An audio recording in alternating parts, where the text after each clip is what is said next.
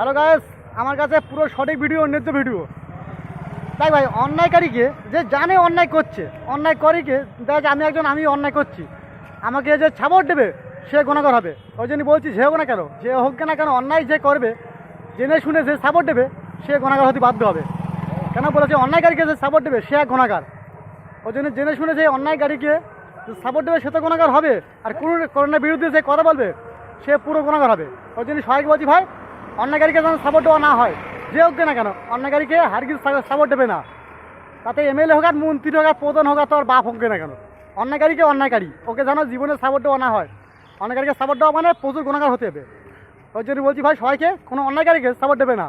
তাতে সে এমএলএ হোক আর মন্ত্রী হোক, যে হোক না কেন, তাকে অন্যায়কারী, সে অন্যায়কারীকে হারগিজ সাপোর্ট দেবে না।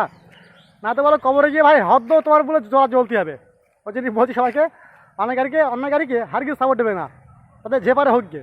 তা তোর বাপ হলেও, তোর বাপ হোক আর তোর মা হোক আর তোমার নেতা কেতা যে হোক না কেন, যে হোক গিয়ে অন্যায়কারী, তাকে যেন হারগিজ সাপোর্ট দেওয়া না হয়।